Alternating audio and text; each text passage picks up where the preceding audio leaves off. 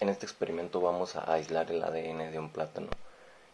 Fue una práctica que realicé hace un año cuando estaba cursando la materia de bioquímica y es una de las prácticas más sencillas de realizar, pero a su vez es una de las más bonitas e interesantes, pues es muy vistosa y vamos a ver la diferencia de cómo es hacerla ahora una vez que ya pasé esa materia a cuando la cursé en su momento.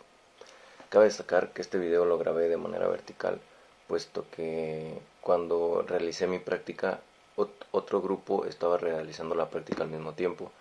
Entonces solamente me autorizaron grabar de manera vertical, pues para que solo se enfocara la grabación en mí y en lo que yo estaba haciendo y que no saliera algún compañero o no saliera la profesora mientras estaba dando la clase, por lo que solamente pude grabar de manera vertical.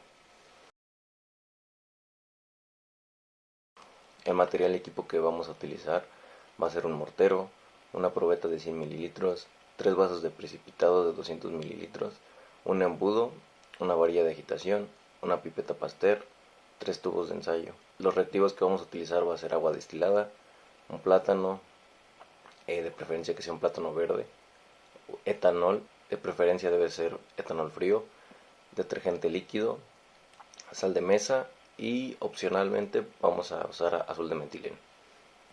Es importante mencionar que se van a necesitar un par de gasas y un soporte universal.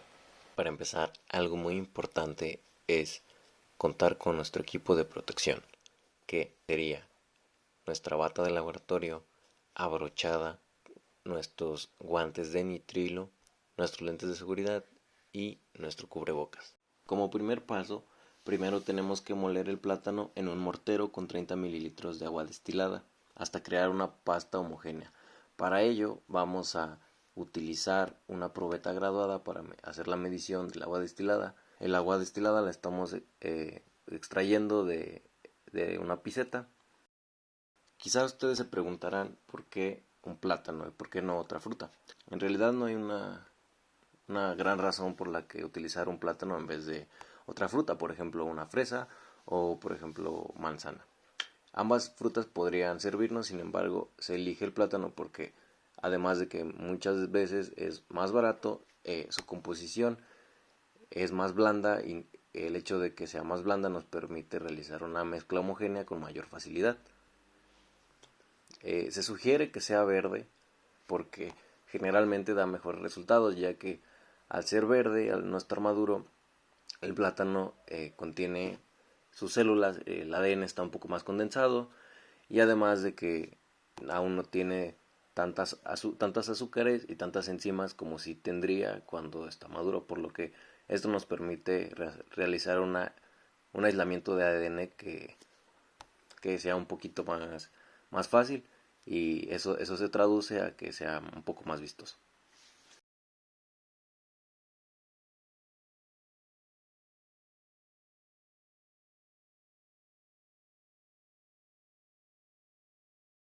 Como segundo paso, vamos a realizar nuestra solución de lisis.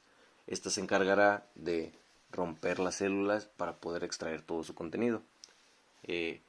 Para ello, primero vamos a pesar 5 gramos de sal de mesa. Para ello nos aseguramos de que la balanza esté en buen estado, de que esté nivelada y que esté limpia.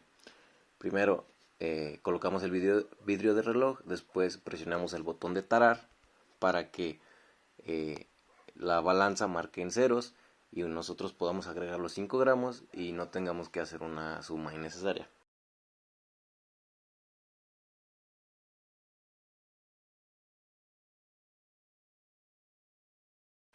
Una vez que pesamos nuestros 5 gramos de sal, vamos a agregar 60 mililitros de agua destilada y 10 mililitros de detergente líquido. Esto es para realizar nuestra solución de lisis. Es importante que al realizar la mezcla se evite que se produzca espuma, puesto que una solución que no tenga espuma nos va a dar un mejor resultado a la hora de aislar el ADN. Una vez mezclados todos los componentes de nuestra solución, tenemos que agitar por 2 minutos con una varilla de vidrio. ¿Qué es una solución de lisis? Lisis significa romper o degradar. Lo que nosotros vamos a buscar es extraer todo el contenido que está dentro de la célula. Como recordarán, las células están compuestas de una membrana fosfolipídica y de un citosol que adentro tiene núcleo y tiene organelos. Esta barrera fosfolipídica, como su nombre lo dice, está compuesta de lípidos. El detergente lo que hace es que degrada esta membrana lipídica y la rompe, por lo que permite que el contenido de la célula pueda salir, y así podemos extraer el contenido intracelular y tenerlo a disposición para poder realizar nuestro procedimiento. ¿Por qué sal? La sal lo que permite, al ser un compuesto altamente iónico, genera unas interacciones entre las moléculas que están dentro y fuera de la célula, por lo que debilita a ciertos enlaces que están presentes en la célula y permite que el detergente actúe con mayor eficacia.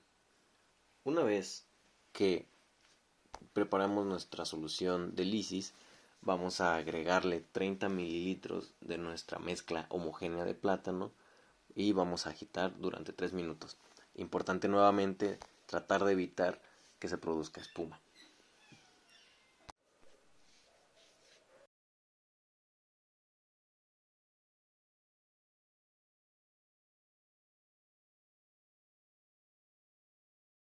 Como siguiente paso, vamos a colocar la mezcla que tenemos en un baño María a 60 grados durante 10 minutos. Para ello vamos a buscar un vaso de precipitados que sea más grande que el vaso que utilizamos para realizar la mezcla, y procederemos a llenarlo de agua hasta la mitad o hasta que la mayor parte del contenido del vaso más pequeño se pueda sumergir en el agua del vaso más grande. Después se colocan ambos vasos en una parrilla eléctrica que fue previamente calentada, y utilizando un termómetro de alcohol vamos a asegurarnos de que la temperatura del agua no supere los 60 grados.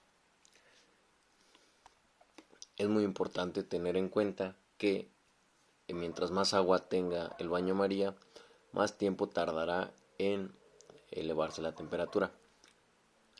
Para que el recipiente con el agua del baño María alcance los 60 grados, hay que cerciorarse de que la temperatura esté alta. Sin embargo, no debemos de exceder cierto límite, puesto que colocar demasiada temperatura en la parrilla puede provocar proyecciones o que el vaso de precipitados se rompa, por lo que tenemos que tener mucho cuidado en esta parte de la práctica y tenemos que estar muy pendiente de la temperatura y de estar ajustando la perilla de la temperatura para evitar cualquier accidente. El baño María permite acelerar la reacción y que se produzca esta ruptura de las células con mayor facilidad, además de que a esta temperatura las proteínas se desnaturalizan. Cuando una proteína se desnaturaliza significa que pierde su estructura cuaternaria y o terciaria y regresa a ser una cadena lineal de aminoácidos, por lo que esta es una temperatura ideal debido a que los ácidos nucleicos no se ven afectados a esta temperatura, pero las proteínas sí se alcanzan a entrar en un estado de desnaturalización, por lo que es una temperatura ideal y tenemos que tener mucho cuidado de no exceder esta temperatura. Una vez hayan pasado los 10 minutos del baño María a 60 grados, importante que los 10 minutos empiecen hasta que se alcancen los 60 grados, no antes, se procede a apagar la parrilla y retirar el vaso de precipitados del calor. Para esto es muy importante colocar una base de papel sobre la cual dejar los vasos, puesto que al estar con una temperatura más elevada y la mesa de metal a una temperatura más baja, si no se tiene cuidado, el material de cristal se podría romper. Después realizaremos un filtrado de nuestra mezcla. Para ello colocaremos un soporte universal y utilizaremos un embudo y un par de gasas, puesto que permite filtrar el contenido sólido y permite que el contenido líquido pueda atravesar fácilmente, a diferencia de un papel filtro por el cual únicamente pasarían las moléculas y el contenido más pequeño. Para ello colocaremos debajo del soporte universal un vaso de precipitados y verteremos con cuidado el contenido de nuestra mezcla sobre las gasas. Esperamos un par de minutos en lo que se termina de filtrar el contenido. Como último paso, vamos a llenar algunos tubos de ensayo con el alcohol frío. Y posteriormente vamos a agregar el contenido de nuestra mezcla que ya fue filtrado con una pipeta Pasteur y una jeringa.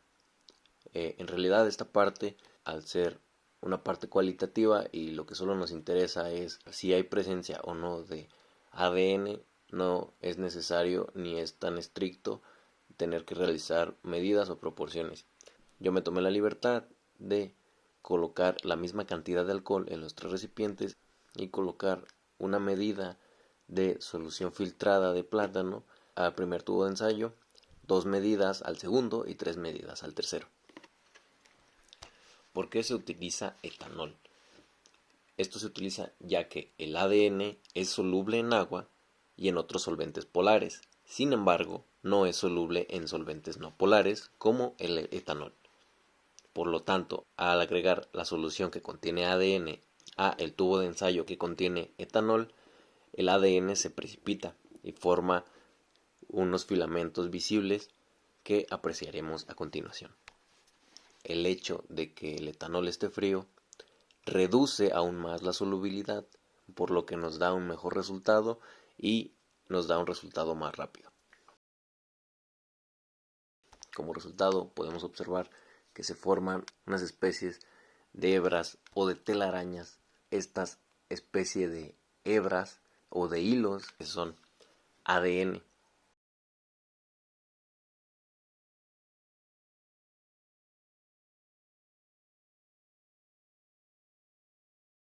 En esta imagen se aprecia muy bien el resultado.